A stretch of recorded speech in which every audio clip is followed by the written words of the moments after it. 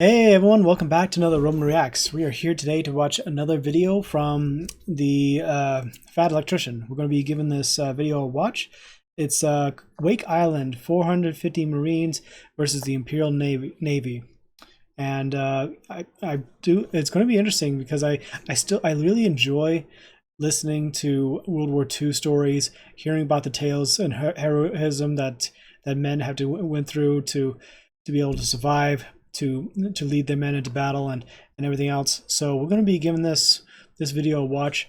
And yeah, if I'm quiet for most of the time, I'm just trying to absorb all the information, trying to listen intently, listening and everything else. Hello, got this big old sweetheart here trying to I love you, but I gotta do some reactions. So anyway, we're gonna be giving this a watch, having a go, see what this is all about, and yeah, let's just have a good time on it. So let's get into it, shall we?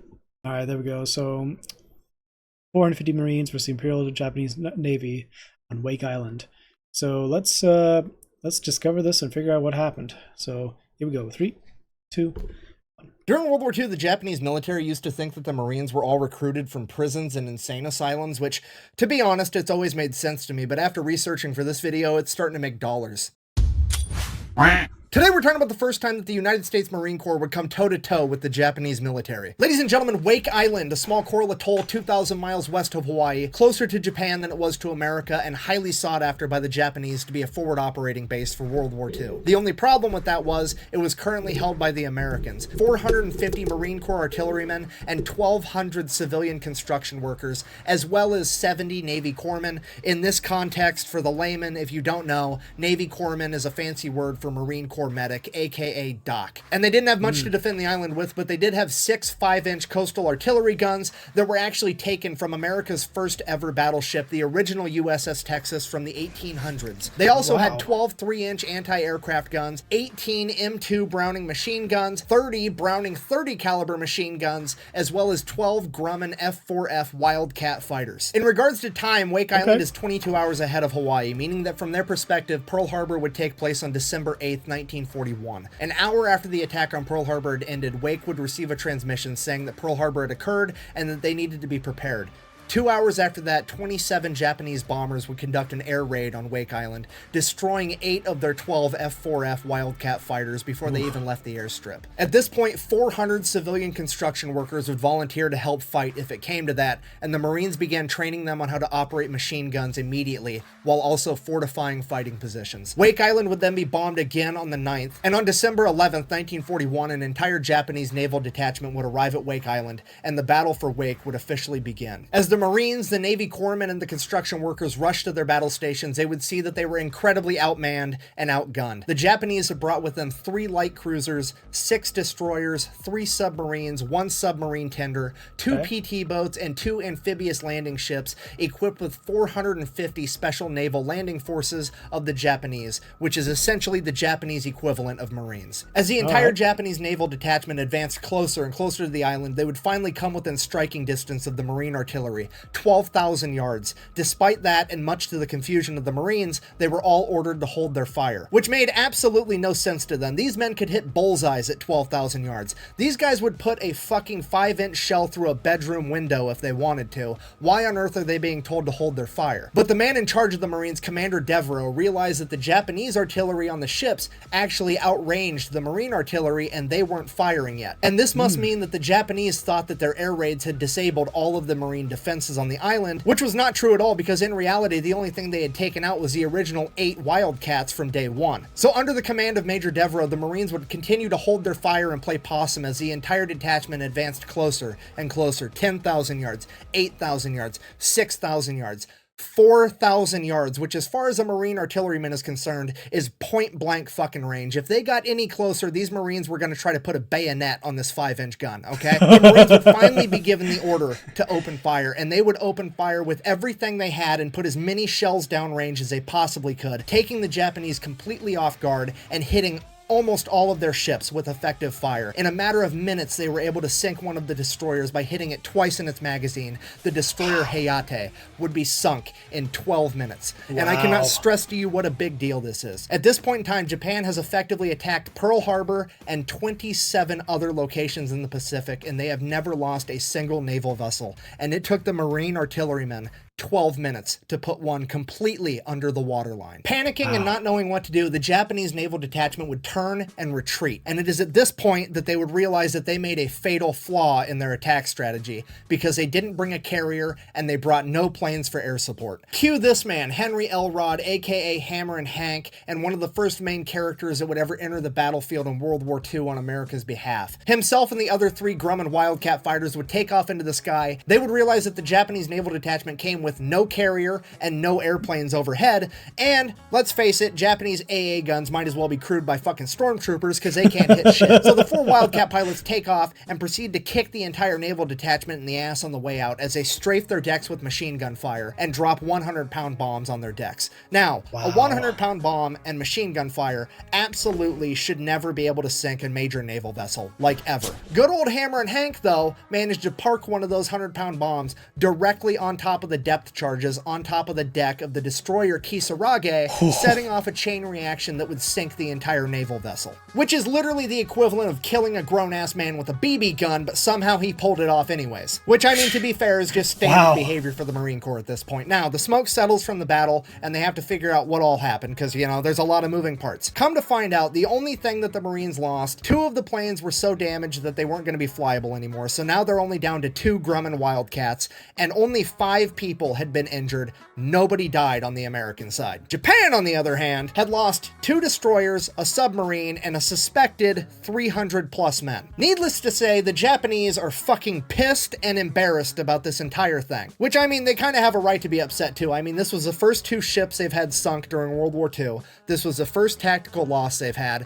and this is the only successful amphibious landing defense using coastal artillery ever in all of World War II. They straight up kind of got their asses whooped. And because they're so upset, they pretty much immediately sent out another air raid from the Marshall Islands and bombed Wake Island again. And they continued to bomb Wake Island every day for the next 10 days. Thankfully, they still didn't manage to hit a whole lot. Total stormtrooper energy, just misses every single time. And during this 10 days, the American people would find out that 450 Marines and a bunch of construction workers stood up to the Japanese Navy and told them to get fucked. And this became the silver lining for the catastrophe that was Pearl Harbor. Wake Island was a shining example that the American public looked to and said, if those 450 dudes were able to accomplish that when they weren't ready, imagine what we're going to be able to do once we actually start trying. This victory, unfortunately, would be short-lived because it is now a race between Japan and America to see who can get reinforcements to Wake Island first. The problem with that is the Japanese reinforcements are coming from all their other successful attack missions, including Pearl Harbor, so they have a huge head start on the Americans. So obviously they get all of their ships there first. So the Marines call up the Navy chain of command and are like, hey, there's a bunch of more Japanese ships here, including some aircraft carriers.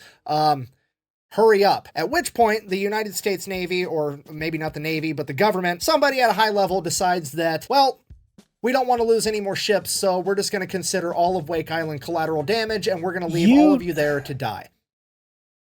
Dicks! Those guys are dicks! I wish I was joking. So the first battle for Wake Island was on December 11th. They then got bombed every day for 10 days straight. It is now December 22nd. They have all been left there to die, except these are United States Marines, so fuck it, we're still gonna fight anyways, because that's just how they get down. So December 22nd, 1941, the second battle for Wake Island is about to kick off. In the red, white, and blue corner, we have 450 Marine artillerymen, 400 construction workers, and 70 Navy corpsmen, going toe-to-toe with a reinforced Japanese Navy of 3 light cruisers, 6 destroyers, 2 PT boats, 2 amphibious landing vehicles, a bunch of more amphibious landing soldiers, 1 submarine tender, 2 submarines, 4 heavy cruisers, 2 mine layers, and 2 aircraft carriers returning from Pearl Harbor, the IJN Hear You and the IJN See You. Apparently the IJN Smell You and Taste You were fucking busy. And now, to the Marine Corps' surprise, the entire naval detachment refuses to get anywhere near this island, not willing to come within 12,000 yards because they don't want to get shot up by accurate Marine artillery fire again. So instead, what they do is they send out their 2 amphibious landing ships with 900 soldiers on them, and they deploy every single plane that their aircraft carriers have. The 2 remaining Marine Corps Wildcat fighters are about to go toe-to-toe with 50 Japanese aircraft. And somehow, those 2 badass Marine aviators managed to shoot down 21 Japanese planes, one of which was the bomber of Bombardier Norobu Kanai, the man that was credited with sinking the USS Arizona.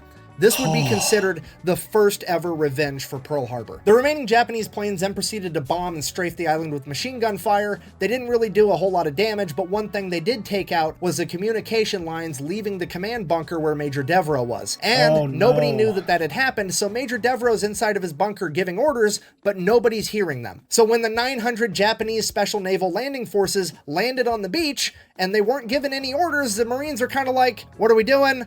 What's the play? No orders came through, so they're gonna do what Marines do best, be default aggressive and go fuck shit up. Given a lack of instruction, they will resort to destruction every single time. The Marines on their own accord decide that they are going to fix bayonets, leave the machine guns and fortified fighting positions with the civilians that they trained, and they are gonna go meet a 2-to-1 battle against the Japanese Special Landing Forces on the beach in the middle of bumfuck nowhere in the Pacific. One of these 2 groups is the best amphibious fighting force on Earth, and they are about to figure it out right now. For the next 11 hours, the Marine Corps and the Japanese Special Landing Forces would engage in close combat, and not only were the Marines successful at defending, they would begin launching counterattacks, and these counterattacks would fracture the enemy line, sending small groups of enemy soldiers all over the island. It is at this point, after like 11 hours, Commander Devereaux finally comes out of his fucking bunker after not hearing from anyone this entire time, and in his head, he's thinking all of the positions that had radios must have been overrun. That's why they're not responding to me, so he's anticipating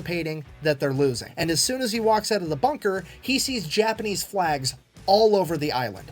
And he assumes that the flags had been hoisted because the Japanese were victorious. But that's not what was happening. What he was seeing was Japanese good luck flags, which was a Japanese tradition in World War II, where the Japanese soldiers would have their friends and family sign a Japanese flag, and they would hang it on their rifle when they went into battle for good luck. That is what he was seeing, not flags hoisted in victory, because his Marines were kicking their fucking ass. But he didn't know that, so he proceeded to go around the island and force his men to surrender. Right off the bat, huge problem. The Japanese at this point in time weren't real big on the whole taking prisoners thing. They still very much believed in the Bushido Code of Honor, and if you surrendered on the battlefield, you lost that honor, and as far as they're concerned, if you didn't have your honor, you deserved to die. So it's already not looking that great, and it would become even worse once the fog of the battle finally lifted, and everybody began to look around and realize there's a distinct lack of dead Americans. Plenty of dead people, not many Americans. Because over the last 11 hours, the Japanese landing forces had suffered 600 casualties, and the Americans had only lost 52 Marines and 70 construction workers. I say only, that's still a lot, it's way too many, it's tragic, I'm not trying to diminish that in any way, I'm simply trying to explain it was an extremely lopsided battle,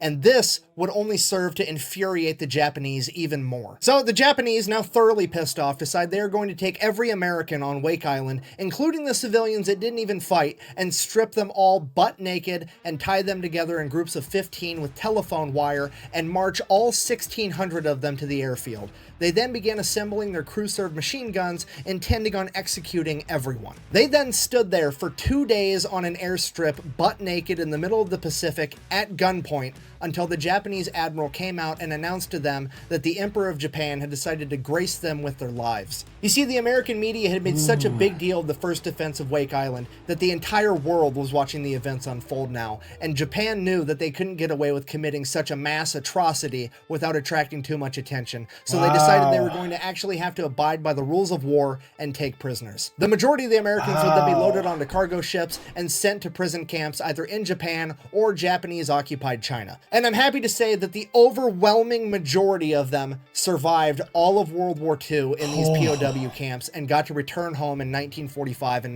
1946. Upon returning home, they would find out that only months after their first defense of Wake Island, in 1942, Hollywood had turned their life events into a movie. But the problem with the movie was that nobody actually knew what happened at the Second Battle of Wake Island, so Hollywood just anticipated that everybody had died, and that's how the movie ended. Fast forward like 45 years later, there's a Wake Island reunion event where a journalist finally asks all the Marines what they thought of that movie when they first returned home. And without skipping a beat, this man in his 60s or 70s at this point chimes in and says, well, first of all, we didn't actually have a dog there. To which every other Marine began laughing, and it is hands down my favorite part of this story, because somehow that man lived through an entire lifetime worth of shit before he turned 25, and he has now made it into the twilight years of his life with his sense of humor intact and that innate burning desire to be a fucking smartass that every military member I've ever met has. And now, the story's gonna get weird. Whatever became of Wake Island itself, while it would remain under Japanese control for the duration of World War II, every time an American naval vessel drove past it, they would open fire on it with its guns, and they would routinely perform air raids on the island. Now, as fate would have it, one of those air raids on Wake Island would be the very first combat mission of a new pilot that joined the military at the ass end of World War II, and that pilot's name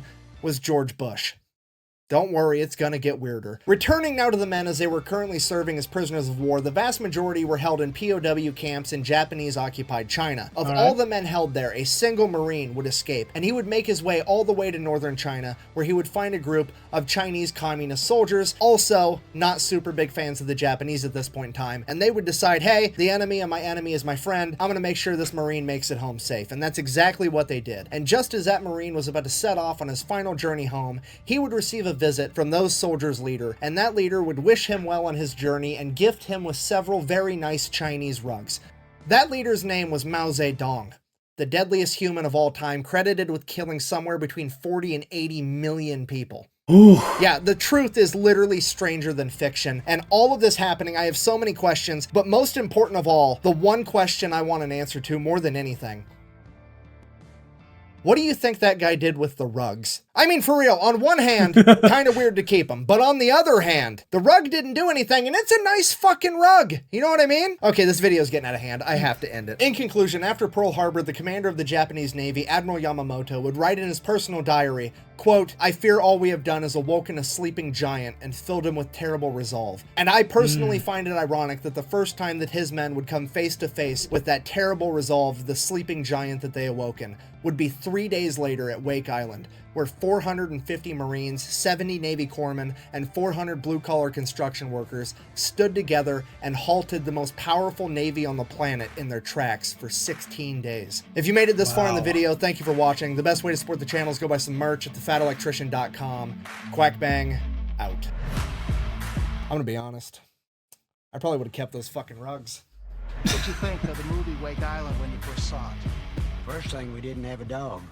Yeah, that's number one. And Brian Dunleavy, even though he was a good movie star, there was nothing real about the movie whatever. A lot of war bond drives occurred at the movie theaters. People would come to go see the movie. They'd be so pumped up with enthusiasm and patriotism, they'd exit the movie theater and there'd be war bond sales right there. And people would buy war bonds, and it helped the war effort tremendously. Wow. During World War II, the Japanese... Wow, that's amazing.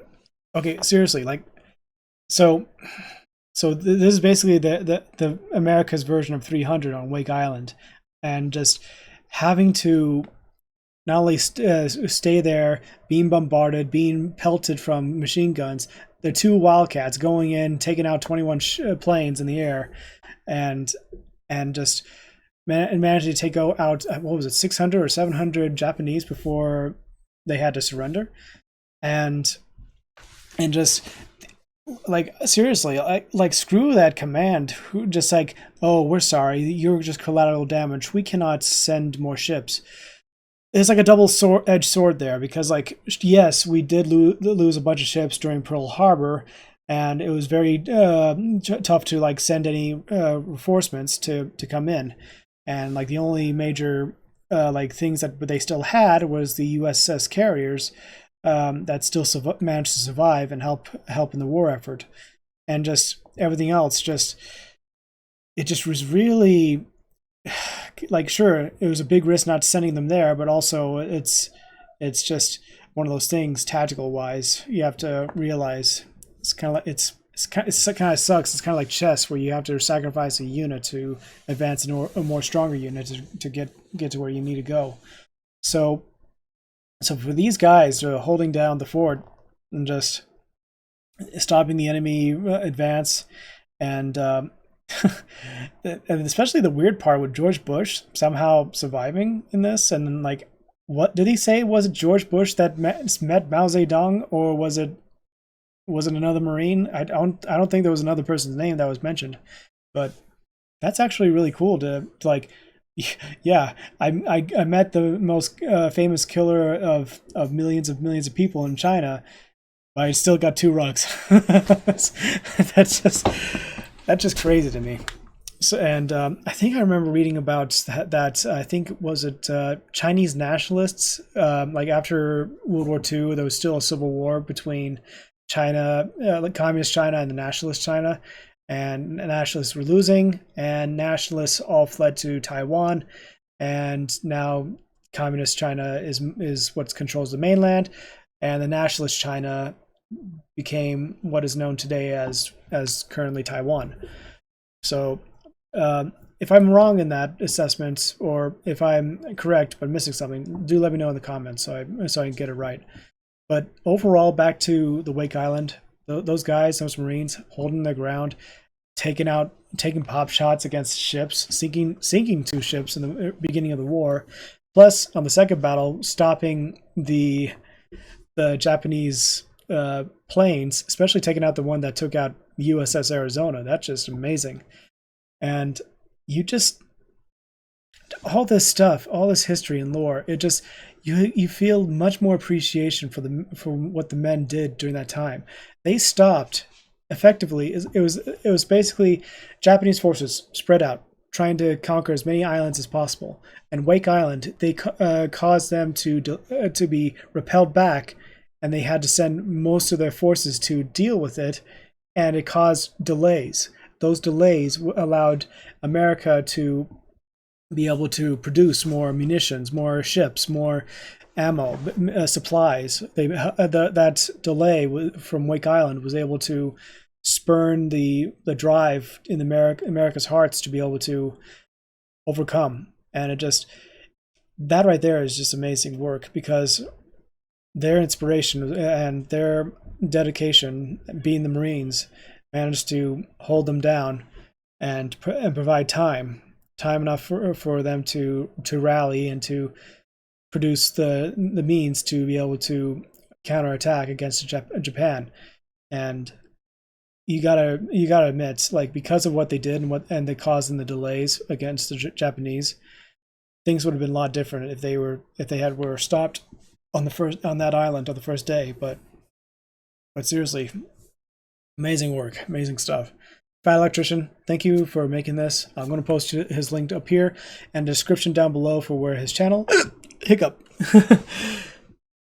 posting down below for his description. Be sure to check out whatever I got over here. And thank you so much, guys, for watching. I'll catch you in the next one, okay? So thanks for coming by. Be sure to leave a like and subscribe, and always Romans, salute.